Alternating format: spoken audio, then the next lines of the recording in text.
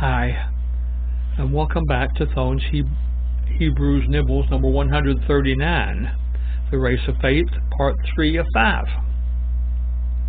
I'm going to talk about unbelief. This comes again from Hebrews chapter 12, verses 1 and 2, which we read a couple of days ago. The results of sin. Why is this in the Bible? It's to show us cause and effect. And the communication is faith. Application to me.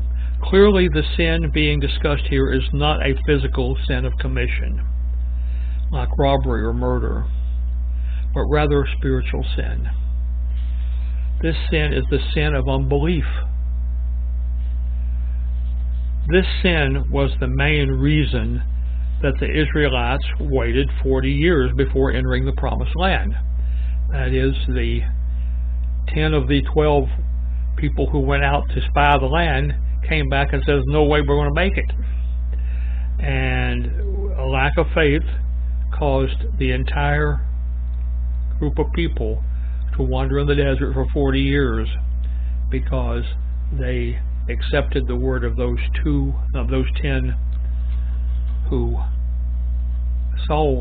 had no belief, and not the word of the 2 who had belief, Joshua and Caleb.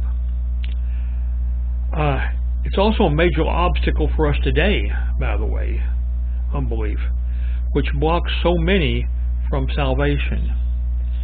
This is sort of our main target as we attempt to witness to the world, is that many of the people have unbelief. We note that in faith or by faith is used 21 times in chapter 11 alone. Thus, it is a not so subtle hint as to the pathway to heaven. If we act in faith and understand by faith, then we're likely to have salvation and be in heaven. God says this is the pathway to heaven. My response: Lord, thank you for once again reminding us to our opportunity to eternal life with you. Let us focus on salvation and then on service. And you notice it's a 1-2. You know, we are to be saved first, but then service is our duty from that point on. After salvation and probably a little bit of education, then we're ready. That's how we march on and serve the Lord. See you next time.